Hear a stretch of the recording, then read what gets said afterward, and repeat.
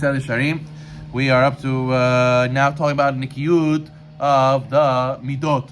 So we said before we had to work on our deeds, stealing and lying and jealousy and lashon hara and non-kosher foods. But now we need to move on to cleanliness in regards to Midot. So we have to work on ourselves to realize to get rid of number one, gava, not to be haughty, or they say kaloni, right? Yeah, to be big stuff.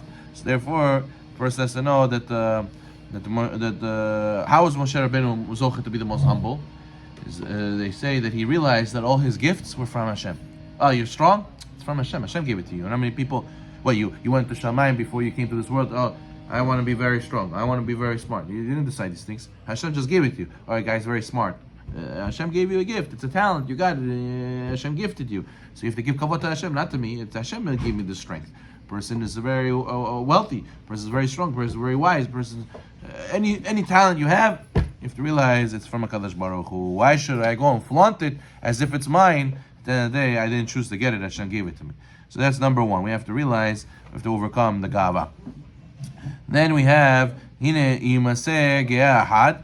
שיחשוב בליבו שכיוון שהוא ראוי לתהילה במיוחד, לא ילך אלא בנחל גדול, עקבו בצד גדלו, לא יישב אלא הפרקדן. When he says the people who have ga'ava, it's מוציאנו האדם מהעולם. They start acting and pretending and thinking there's somebody else, and they start, I don't have to go to him, he has to come to me. They sit a certain way, they dress a certain way, they start acting towards other people a certain way, and it's not reality.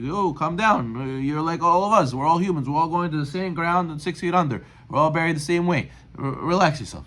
But gava, if you let it get to your head, it gets you, go, and takes you out of reality. And then you get upset when people don't give you the kavod that you imagined up in your head that you're supposed to get.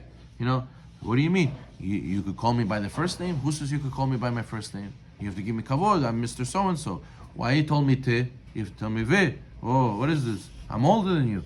So, and you start making fights. You start making problems that didn't exist before, all because of the gava that you thought you deserved. And you start leaving reality. And that's why a person has to know, this is all what Hashem says. What does Hashem consider this? King Solomon said in Mishlei, To'avat Hashem, kol gava lev. Hashem cannot stand. It's abomination to Hashem, the one who has gava, the one who thinks he's a big shot, the one who chases honor will run away from him. The one who runs away from honor will chase him. Says the Chafetz Chaim. And what does it make a difference? One is always chasing the other. You're never going to catch each other. He says, yes, you do. When you die, you're running away from kavod. Kavod will come out. Everybody will say the amazing things that you did. But when a person dies and he was chasing kavod, listen, the guy in Yehoshua, what do they say? Oh, he always wore Burberry, he always drove BMW, he lived $5 million house. No, they're never going to say that in your Yeshua, in your Levaya. They're never going to say that. Nobody cares about that. What they're going to say, he's raised his kids the proper way, he was always smiling to everybody, he was there for everybody, he was very, very holy, he was always, doing a mitzvot. That's what they're going to talk about. They're going to talk about things that really matter, things that are about your kavod, things that you demanded kavod from people. That they're going to talk about. They're not going to talk about that. That's abomination to Hashem. So therefore, a person has to be careful not to fall into this trap of looking for kavod. In our generation especially, everybody's looking for kavod. Give me my kavod. How many followers? How much of my social status? How famous am I? All these things is nothing but another trick of the Yetzer Hara. As the Leib Chasman Alav Shalom says, one who denies one's strength is not humble, but he's a fool. But woe is to a person who's not aware of his defects. You have to know, before you break the wall, you got to know who's going to come build the house. You can't break the wall if you don't know how to build. Well, then you have nothing. So before you break yourself, you have to remember what good parts you have, what your tools to build are. But you have to start with your defects. Yes, you have good tools, but you have to start with your defects, and you have to work on yourself. A person cannot be like glass, like crystal. Oh, one thing we tell you, you fall apart, you break it to a billion pieces. No, you have to work on yourself. You have to have some humility to accept criticism. Now, How do you give criticism? There's another discussion. But a lot of times you have to realize that maybe the other person is right and I'm wrong. People who have a lot of gava, they're gushkar. They don't listen. The second you talk to them about something, he's already thinking what he wants to say. He doesn't, those people, sorry to cut you off, but enough with the sorry to cut you off. Don't cut me off and don't say I'm sorry. Learn to listen. We're sorry to cut you off. People don't even have patience to listen to somebody talk. All of this is gava, gava, gava. There was a famous story with the Rav Steinman alav hashalom, where it's a video. You could go on YouTube. It's a video.